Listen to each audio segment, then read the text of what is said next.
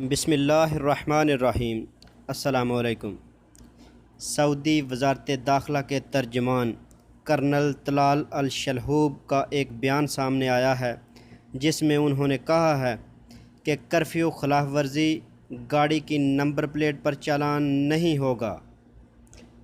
تو اس کے بارے میں مکمل ڈیٹیل جانیے۔ اس کے پہلے اگر آپ نے میرا چینل سبسکرائب نہیں کیا تو کائنڈلی اسے سبسکرائب کر لیں۔ تو چلیے میں اس کی ڈیٹیل آپ کو بتاتا ہوں۔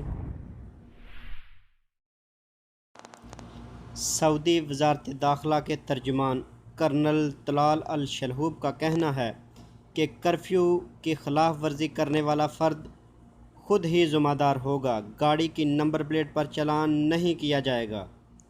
ترجمان وزارت داخلہ نے پریس کانفرنس کے دوران سوالات کا جواب دیتے ہوئے مزید کہا کہ مملکت میں کرفیو لوگوں کی جانوں کی حفاظت کی خاطر لگایا گیا ہے۔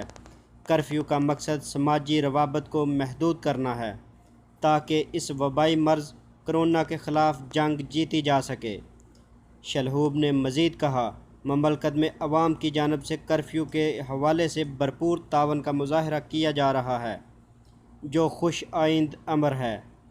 سبق نیوز کے مطابق ترجمان وزارت داخلہ کا کہنا تھا کہ حکومتی ادارے ایسے افراد کے خلاف کسی قسم کی نرمی نہیں برتیں گے جو قانون کی خلاف ورزی کے مرتکب ہوں گے۔ جو افراد کرفیو کا مذاق بناتے ہیں اور اداروں کے ساتھ تعاون نہیں کرتے، انہیں سخت سزاؤں کا سامنا کرنا ہوگا۔ کرنل شلہوب کا مزید کہنا تھا کہ ریاض، مکہ مکرمہ اور مدینہ منورہ کی حدود کا تعین کر کے اس کے بارے میں عوام کو مطلع کر دیا جائے گا تاکہ ان شہروں کے حدود کے اندر نہ جائیں۔ یاد رہے، مملکت میں کرونا وائرس سے بچاؤ کے لیے پہلی بار کرفیو نافذ کیا گیا ہے۔ کرفیو کے پہلے دن چند شر پسندوں نے اس کا مذاق بناتے ہوئے خلاف ورزی کی ویڈیو بنائی اور اسے سوشل میڈیا پر بھی اپلوڈ کر دیا تھا۔